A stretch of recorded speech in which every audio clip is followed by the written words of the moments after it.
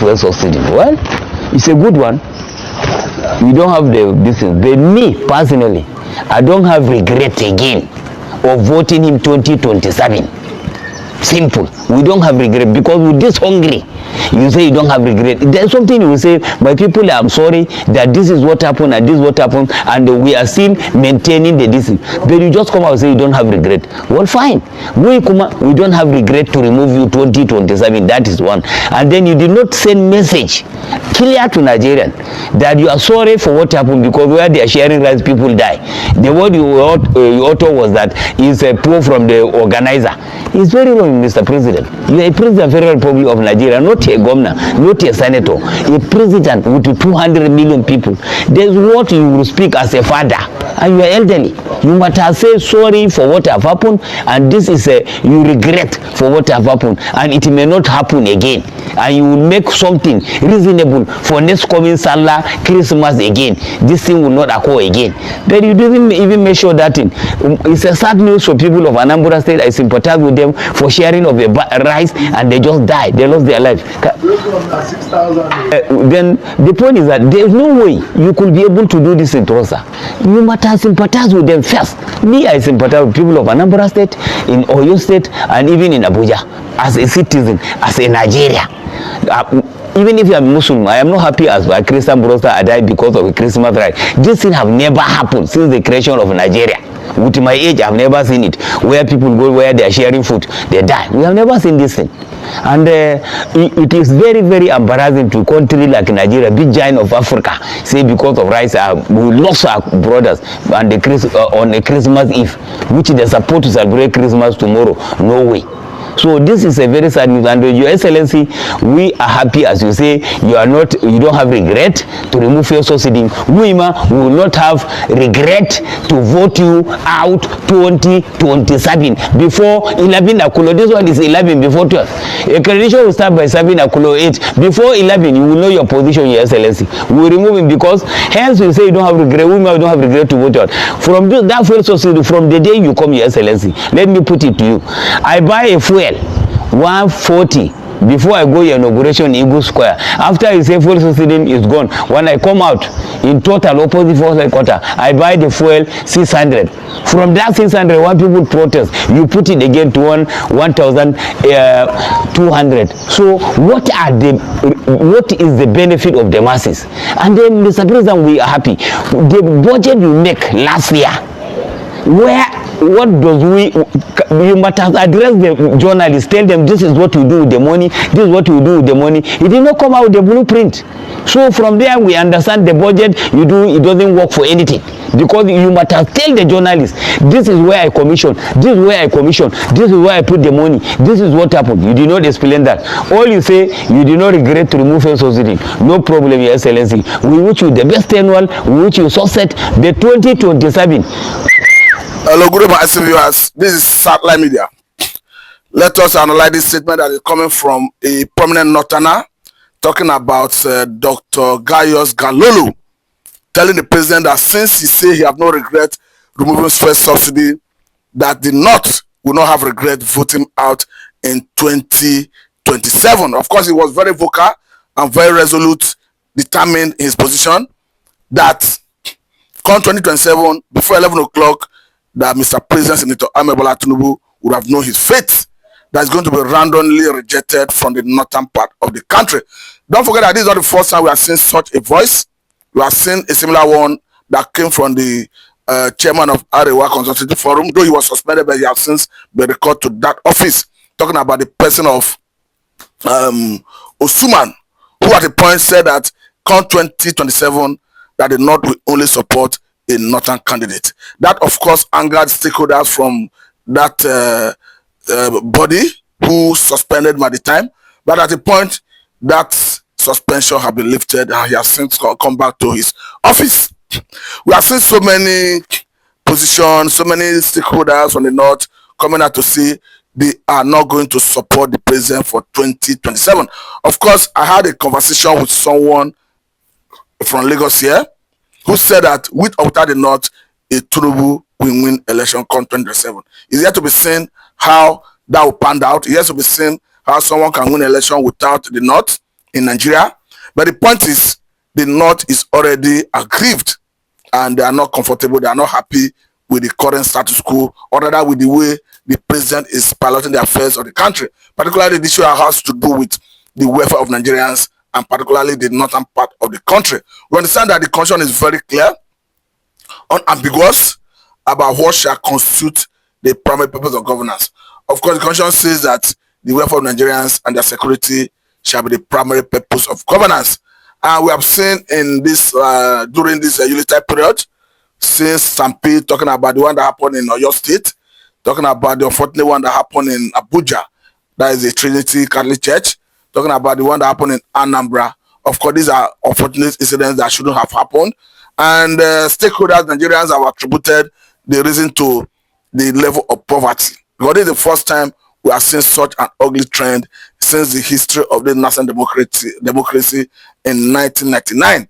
And people are calling on the president to address the welfare of Nigerians. And do not forget that if the president is to address the welfare of Nigerians and their security, it is a responsibility that's incumbent on his office to do.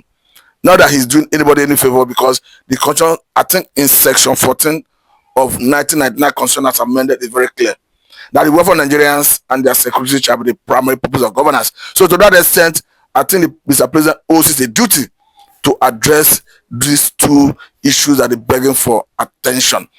Looking at that 2027, looking at the position of the North, looking at the last election of 2023, some people are already accusing the umpire of trying to set a stage for election manipulation.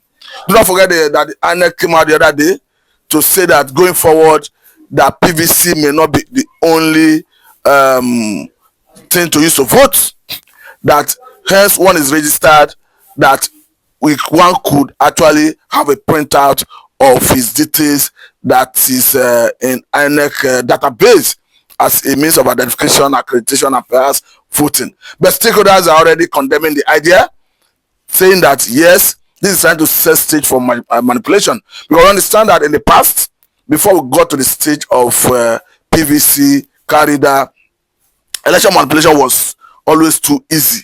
Because what happened then was, once you have access to the INEC, what the person simply needs to do is look at the total number of registration in an area.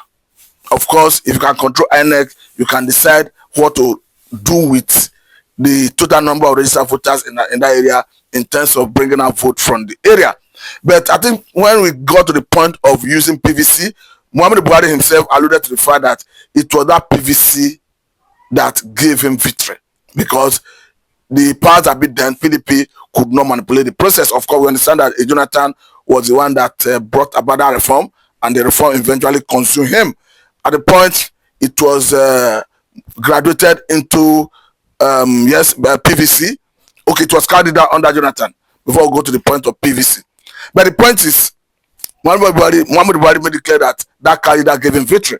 But as it stands today, I think at that stage of PVC, we should not go anything below that. What we should be looking at currently is, how do we move forward, not going backward? How do we make sure that we start having electronic voting? How do we make sure that transfer of the result is going to be electronic going forward? Because currently, the major bane of challenging the result of 2023 election has to do with the transmission of election results. Because stakeholders, Nigerians, have argued that the INEC is not responsible enough to be given discretionary power to determine the mode of transmission of election results.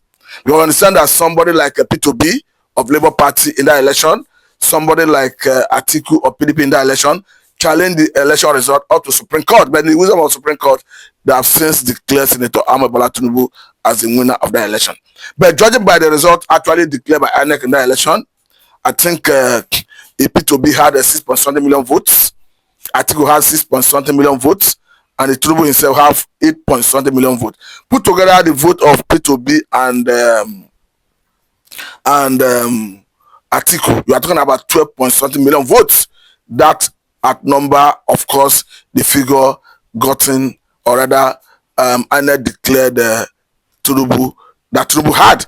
So the point is, if the current realignment, political realignment we are seeing ahead of 2027 is anything to go by, and if it's to materialize, and we see an Obi, Atiku, and even Kwankwaso forming a common front, maybe on the same political platform, I think Tinubu have reason to panic, because we are seeing an Atiku hosting P2B severally, and the reason may not be unconnected to event that will shape 2027 presidential election, because Obi have made it clear that from his body language that he is going to throw his hat into the ring again, and Atiku have equally made it very clear that he's going to contest as long as his head permits him. So seeing two of them, great political gladiators, coming together, meeting, synergizing every here now and then, it's going to show that there is a possibility of alliance. We've already seen the likes of Kwankwaso and the former governor of Rivers State, I think, coming together to meet with former president of Nigeria, talking about the former military president Obasanjo. And all this is geared towards, for me, 2027. And I think the only thing that can save the president, talking about Senator Ahmed Bola Tinubu, in 2027 is to ensure that he address concerns of Nigerians. And their concerns, the concerns of Nigerians is simple. It has to do with security of life and property and their welfare. And interestingly, the constitution is very clear about these two cardinal areas, that it shall be primary purpose of governance. I think another thing that annoyed and angered Galolo is issue that has to do with the president's position concerning the stampede, because Galolo is of the view that the best the president could have done is to sympathize with the situation and promise that security will be put in place in Nigeria to make sure that such did not exist again. Galolo see president telling blaming organizers as he was passing the buck, because we understand that as the president, he's the president and the commander of the armed forces, and we understand that it goes on the police to protect lives and property, and the police is equally answerable to the president, since the police is answerable to the IG is answerable to the office of the National Security Advisor, who in turn report directly to the president. So once you see security breach, I think the buck rests with the president to address. I must say a very big thank you for your time. This is Satellite Media and I'm Mr. Matthew. Thank you very much.